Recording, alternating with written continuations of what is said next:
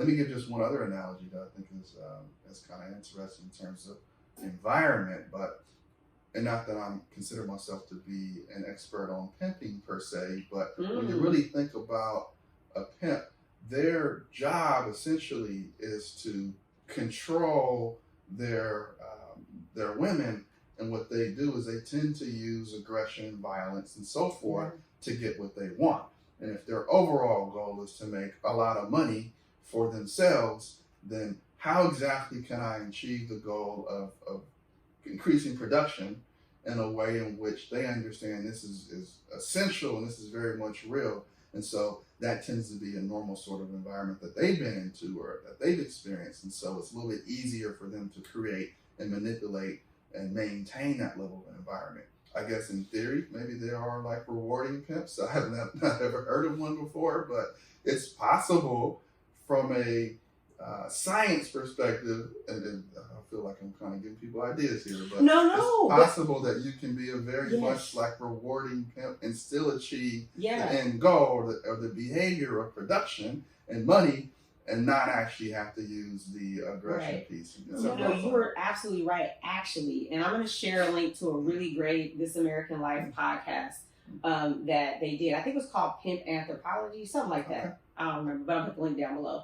But in it, a dude who was from Oakland, actually, where we are both from, talked about how he got into pimping. He loved the psychology behind it because they actually do use rewards and punishments to induce what we call trauma bonding, which I'm sure you know about. So they will create these extreme highs and these extreme lows, and you get like a chemical addiction from it, right? Because on the one hand, your body's releasing like these stress hormones, and then they give you this high, and then you get these like this burst of, you know, all the dopamine and feel good hormones, and you get hooked to that.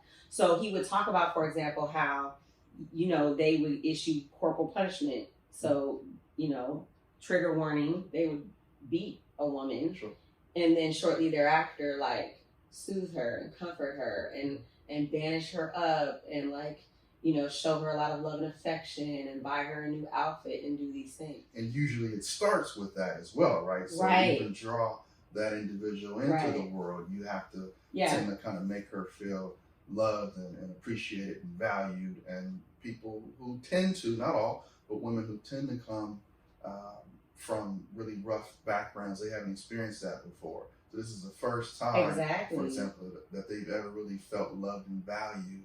And then, of course, as you mentioned, you pair that with the extreme opposite, and then you pair it back with the love and affection. You tend to have a little bit better chance at keeping them as a part of your group.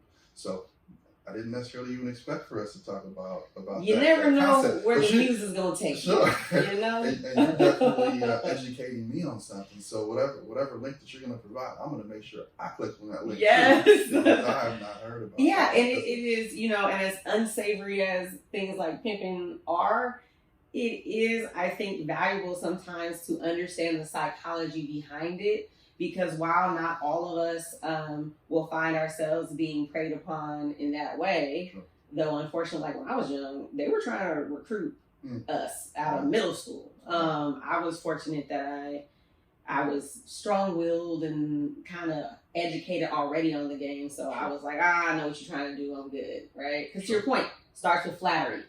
Starts with, oh, you're so beautiful. Let me take you on a trip, you know, and all this kind of stuff. Just given a gift of some sort that it's very difficult for those individuals to get based on their environment. And so you can give someone or offer someone a pair of shoes or whatever, an iPhone or something that has a little bit of value. And that can be the draw. Because it doesn't start out the gate like I'm putting you on a track. It starts out the gate with all these things. It starts with, oh, you're my girlfriend. Then it's like, you know, my homie kind of likes you, blah, blah, blah. But I say all this to say, again, as unsavory as it sounds, and even though not all of us will be preyed upon in this way, similar tactics are used by other malignant people that are trying to manipulate you with things like reward and punishment. You know, I talk about narcissism quite a bit on Selena's Musings, and it's something that narcissists use all the time. Rewards in the form of love bombing and all kinds of punishment used in this like really calculated way that induces that trauma bonding we're talking about. So being familiar with this kind of like shadow side of rewards and punishments and how people might use them to manipulate you is as important, I think, as understanding the healthy ways to think about these things, right? And it's also possible that maybe a young person who's watching, or even an older person is watching our video who hadn't ever thought about the psychology of pimping before. Yeah.